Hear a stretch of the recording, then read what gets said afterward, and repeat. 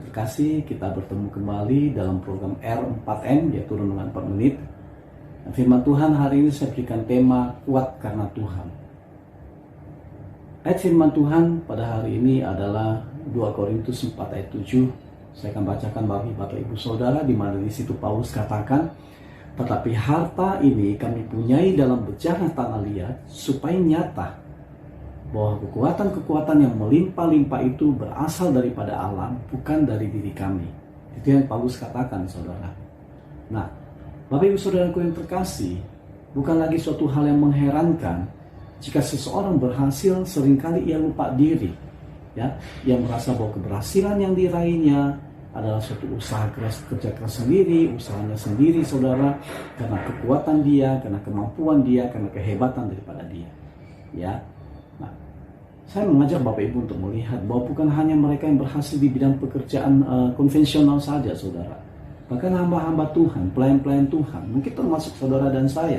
Ya, kadang-kadang kita juga merasa bahwa keberhasilan kita di dalam pelayanan yang kita lakukan selama ini, saudara, adalah karena buah kerja keras saya, ya, buah hasil usaha saya sendiri, saudara. Kita lupa bahwa itu adalah campur tangan Tuhan, saudara. Amin. Ya, kita lupa ada satu ayat di dalam Yohanes 15 ayat 5b, di situ dikatakan bahwa di luar daripada aku, di luar daripada Yesus katakan bahwa kita, saudara dan saya, tidak dapat berbuat apa-apa. Amin.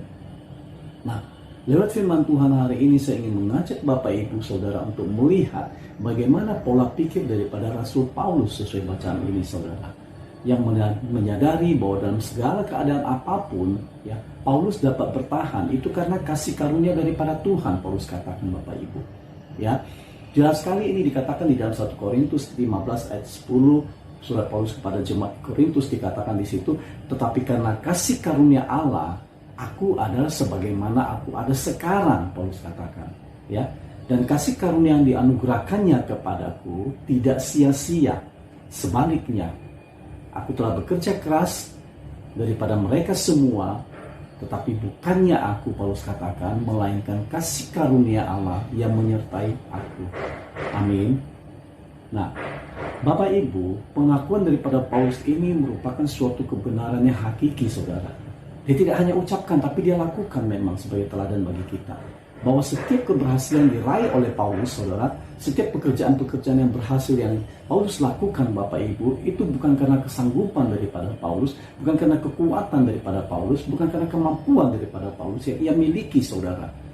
Tapi sekali lagi saya katakan, itu adalah kasih karunia Tuhan yang menyertai Paulus. Amin.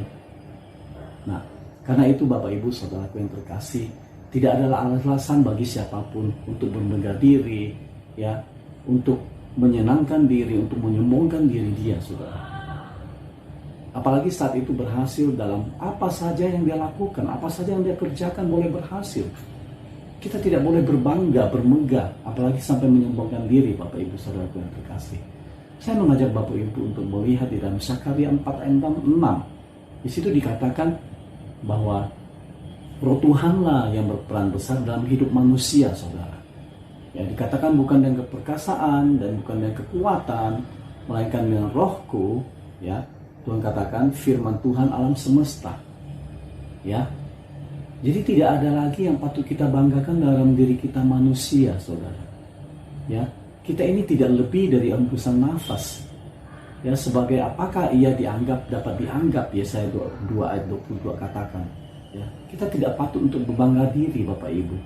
Ya, dikatakan dengan jelas tidak lebih daripada hembusan nafas kita. Ya, oleh Yesaya 2:22 dikatakan di situ.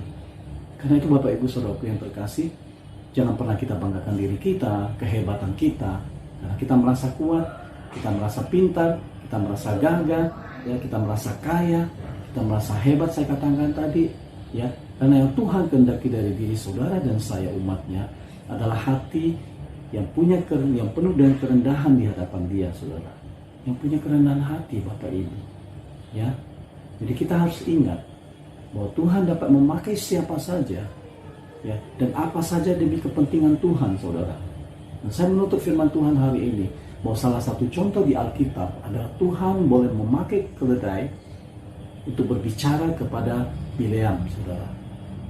Saudara boleh baca di dalam Bilangan 22 ayat 28 sampai dengan 30. Karena itu Bapak Ibu Saudara terkasih, jika saudara dan saya boleh berhasil dalam kegiatan konvensional apapun dan pelayanan sekalipun saudara, ya, itu bukan karena siapa diri saudara dan saya, tapi karena Tuhan yang berkenan memakai saudara dan saya. Amin. Karena itu bersyukurlah saudara. Tuhan Yesus memberkati kita semua. Amin.